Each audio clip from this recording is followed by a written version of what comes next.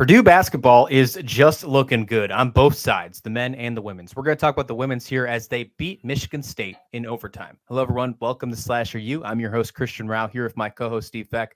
And we're going to break down the matchup that had Purdue beating the Spartans 76-71, final overtime. Steve, this was the game we put on late on the slate here to cover because this one was a fantastic one. These are two teams that always show up. A good Big Ten matchup here. Purdue women Boilermakers moving to 8-1 after this overtime victory. Take me through this one. This was a fantastic outing. Well, I think it got to overtime because the Spartans went on a 22-8 run in the fourth quarter to send it to overtime. And but yeah, the Lady Boilermakers, they were in control for most of this game. It wasn't a blowout per se, but that lead got built up and then Michigan State just wiped it out, sending it to overtime. Purdue had 3 players scoring double figures, all guards. Guard play. But on the women's side, it may be more applicable than even on the men's side. I think for the men, it's more in tournaments, but game to game, it's the backcourt that seems to fire the best teams. Even though, okay, let's say take South Carolina, like Boston, sure, she's an inside player. Cardoso, inside player, but it's the guard rotations that get the ball distributed, that take the pressure off of the inside game, by being able to hit big shots from 3 and along the perimeter. And this is what Purdue does, even on the men's side, but the women's side, even more efficiently.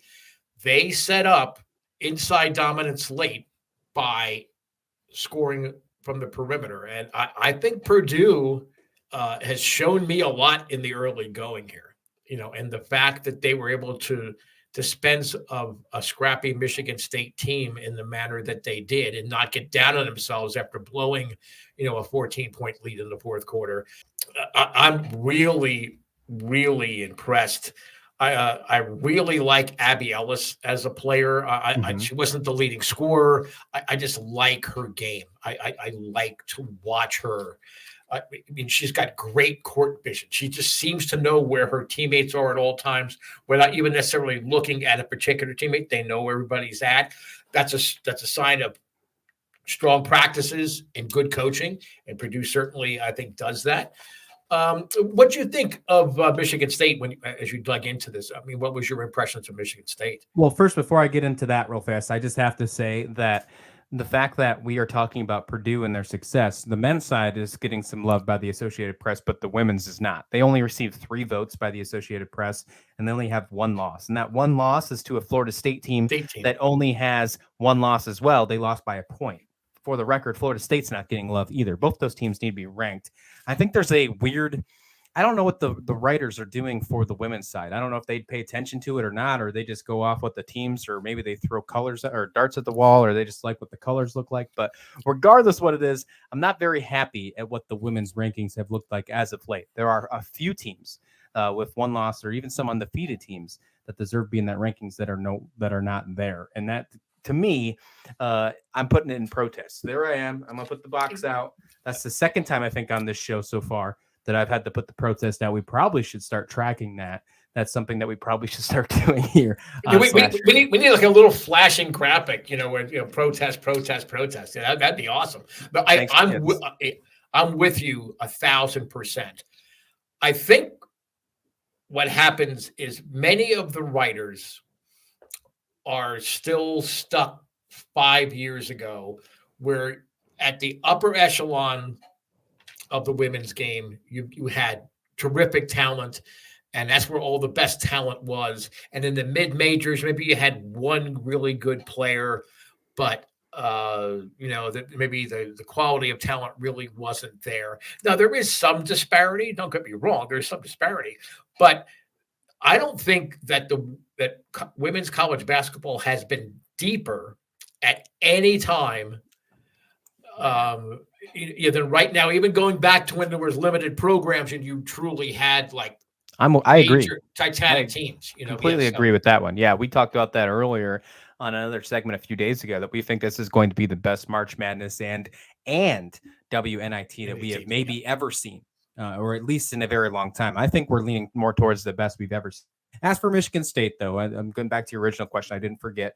Kamaria McDaniel was the person who really took off for me. Now, this is a player that she struggled a little bit in this game. She still found a way to get over 20 points in this one. She had 22 points, 3 rebounds, 3 assists. She had 2 steals, but she only shot 35% from the field. That portion could have got better. I think if she would have shot what she have shot the last 2 games, because she's really taken off the last 3 games for Michigan State, she's really started to shine. We saw her shoot 54% against Oregon, and she put down 28. We saw her shoot 50% against Georgia Tech, and they put down 26. If she would have got to that 50%-ish around there and not the 30-something that we just saw against Purdue, I think this might have been a different win. I think Michigan State might have came away with this win because of how much faith they did put in McDaniel in this one. And they should out of the senior. She's a fantastic player. She's a great guard. I'm looking forward to seeing more for her. But that was honestly one of the only shining lights that I really had to just pinpoint to make sure we talked about. McDaniel was the one that really shined for me, Steve. Yeah, well, I do want to give some kudos to Gabby Elliott because she took control of that fourth quarter in that run. She scored 11 of the 22 Spartan points in the fourth quarter. And you need players, not just your star player. You need a player to just take the bull by the horns, take control of a game, and get them back in or pull away late, whatever it would be. So I do want to give her some kudos to her. She was relatively quiet up until the fourth quarter, but when her team really needed her, she really did a great job. And on the Purdue side, another team that hitting free throws, being a good, consistent free throw making team means you're going to be a winning team. Yeah. And that was really the difference in overtime. I mean, they went 9 for 9 from the line in overtime. Purdue. So that helped seal the deal. If this is what Big Ten play is going to be like, this was the Big Ten opener for both teams.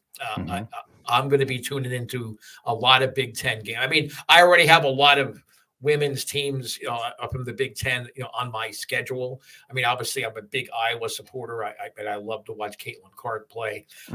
I saw a freshman at Minnesota. Her last name is Braun. I can't remember her first name. She is just electric. She's just so much fun to watch.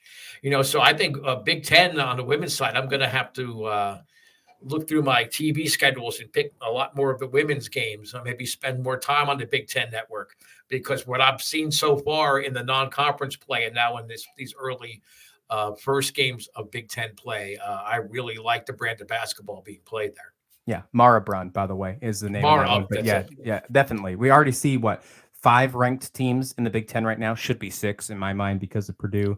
You probably could make another. You could probably make another argument for somebody else in there, but definitely needs to be the case. Purdue needs to be on notice. They do play coming up very shortly on Thursday on the Big Ten Network. They do play number 20 Maryland. That's their next game. So if they can find a way to beat that team, a team who's also beat Notre Dame in Maryland, then Purdue definitely needs to be ranked. So pay attention, writers. Put Purdue on notice because they deserve to be in that top 25. Let us know your thoughts in the comment description below. What do you think about the Purdue game here against the fantastic Michigan State Spartans? Unfortunately, just wasn't enough for them on this one. Final overtime, 76-71, Purdue taking it over Michigan State, getting the first win in the Big Ten.